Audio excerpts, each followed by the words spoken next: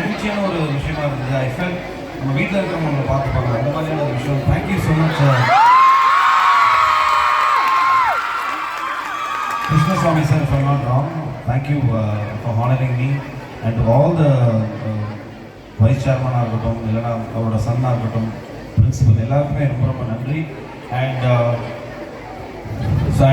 To all the whoever இந்த ஏவிலாம் cut பண்ணும்போது எனக்கு அப்படியே ஓடுது. 20 வருஷத்துக்கு முன்னாடி நான் அங்கே எல்லாம் ஸ்டார்ட் பண்ணேன். Definitely it's not a easy journey.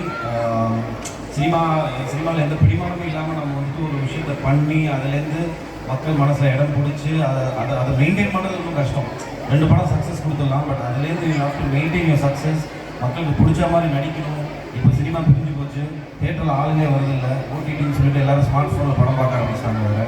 So இது எல்லா சேலஞ்சையும் தாண்டி ஸ்டில் மக்கள் மத்தியில் வந்துட்டு ஒரு நல்ல படம் கொடுக்கணுங்கிற ஒரு போராட்டம் ஒன்று இருக்குல்ல, that is something which every actor goes through. But ரொம்ப சந்தோஷமாக இருக்குது இந்த ஏவிலாம் பார்க்கும்போது.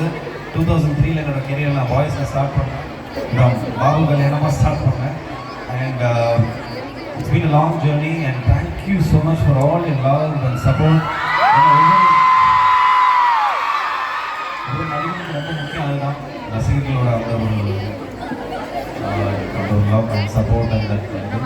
ஸோ ரொம்ப சந்தோஷம்.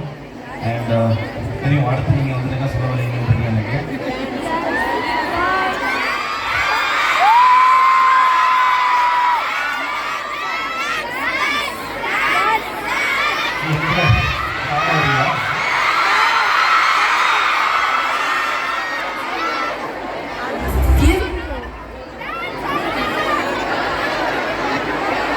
ஸ்டேஜில் ஆடியோ ரொம்ப நாள் ஆச்சுங்க.